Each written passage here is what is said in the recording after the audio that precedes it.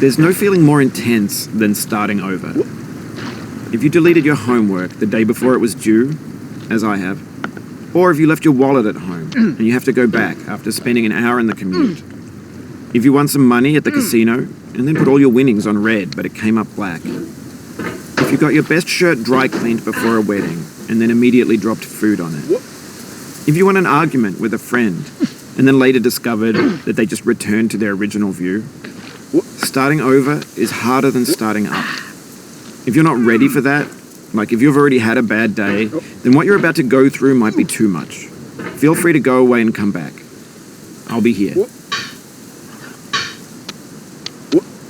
Alright, thanks for coming with me on this trip. I'll understand if you have to take a break at any point.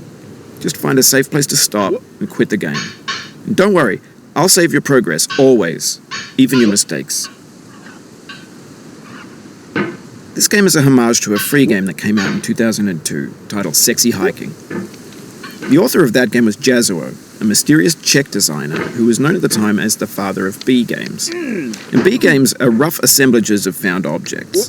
Designers slap them together very quickly and freely, and they're often too rough and unfriendly to gain much of a following. They're built more for the joy of building them than as polished products. In a certain way, Sexy Hiking is the perfect embodiment of a B game. It's built almost entirely out of found and recycled parts, and it's one of the most unusual and unfriendly games of its time. In it, your task is simply to drag yourself up a mountain with a hammer. And that act of climbing, in the digital world or in real life, has certain essential properties that give the game its flavor. No amount of forward progress is guaranteed. Some cliffs are too sheer or too slippery. And the player is constantly, unremittingly in danger of falling and losing everything. Anyway, when you start Sexy Hiking, you're standing next to this dead tree that blocks the way to the entire rest of the game. It might take you an hour to get over that tree, and a lot of people never got past it. You prod and you poke at it, exploring the limits of your reach and your strength, trying to find a way up and over. And there's a sense of truth in that lack of compromise. Most obstacles in video game worlds are fake. You can be completely confident in your ability to get through them once you have the correct method or the correct equipment or just by spending enough time. In that sense, every pixelated obstacle in Sexy Hiking is real. The obstacles in Sexy Hiking are unyielding, and that makes the game uniquely frustrating. But I'm not sure Jazuo intended to make a frustrating game. The frustration is just essential to the act of climbing, and it's authentic to the process of building a game about climbing. A funny thing happened to me as I was building this mountain. I'd have an idea for a new obstacle, and I'd build it, test it, and it would usually turn out to be unreasonably hard. But I couldn't bring myself to make it easier. It already felt like my inability to get past the new obstacle was my fault, as a player rather than as a builder. Imaginary mountains build themselves from our efforts to climb them, and it's our repeated attempts to reach the summit that turns those mountains into something real.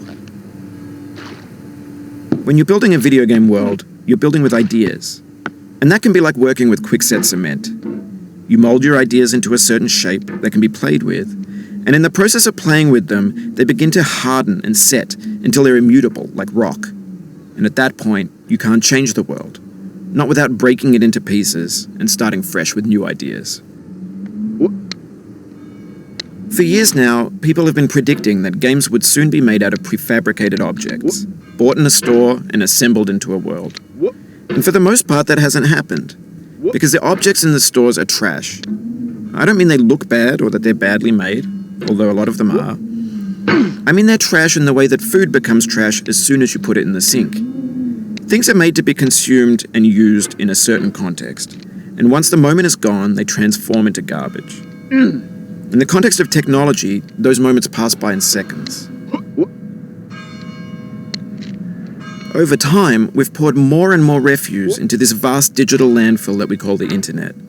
It now vastly outnumbers and outweighs the things that are fresh and untainted and unused.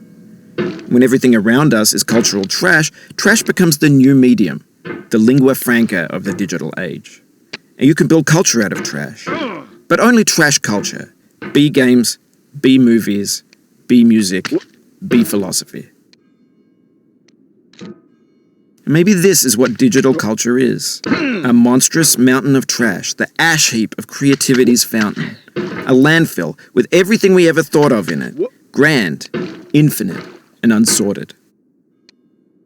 There's 3D models of breakfast, Gen X's fanfic novels, scan magazines, green screen Shia LaBeouf, banned snuff scenes on LiveLeak. Facebook's got lifelike bots with unbranded adverts and candid shots of Kanye and Taylor Swift mashups, car crash epic failed GIFs, Russian dashcam vids, discussions of McRibs, discarded, forgotten, unrecycled, muddled, rotten, untitled.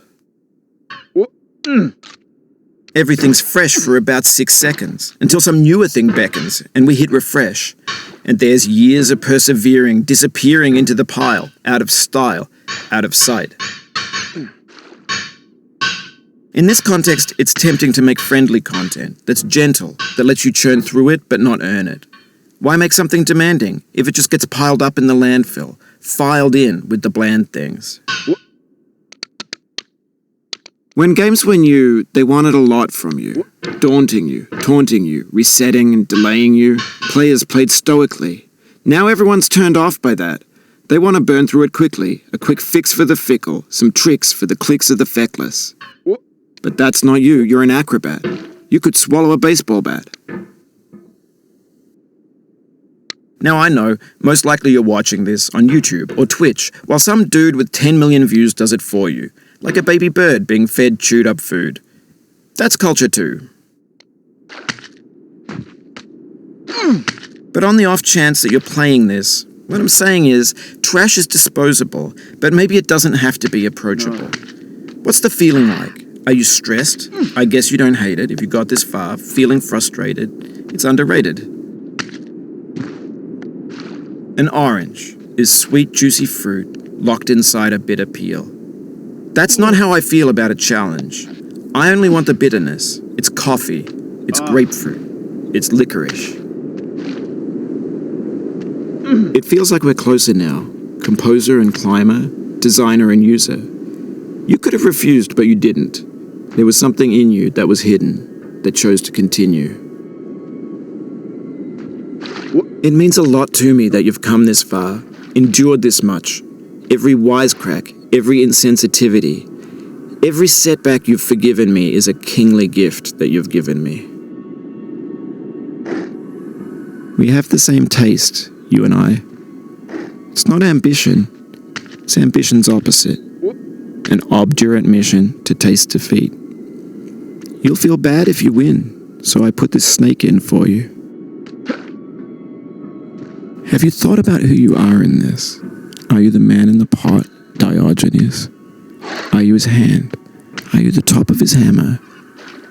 I think not. Where your hand moves, the hammer may not follow, nor the man, nor the man's hand. And this here is will, his intent, the embodied resolve in his uphill ascent. Now, you've conquered the ice cliff, the platforms, the church, and the rectory, the living room and the factory, the playground, the construction site, the granite rocks, and the lakeside. You've learned to hike. There's no way left to go but up, and in a moment I'll shut up. But let me say, I'm glad you came.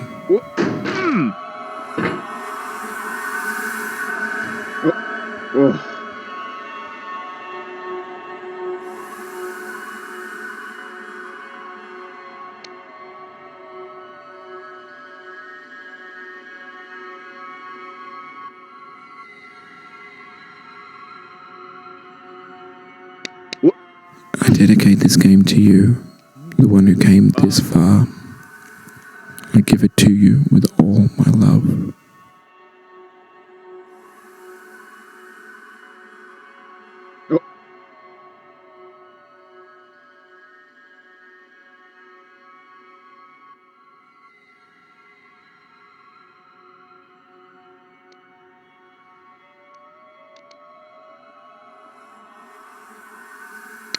What? Oh, no.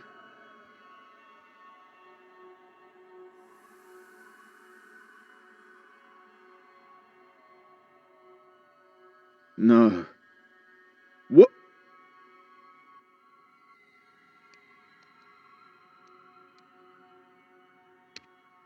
Mm.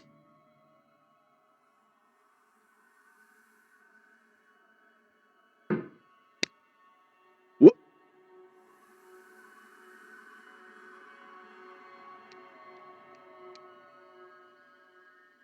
Oh, no.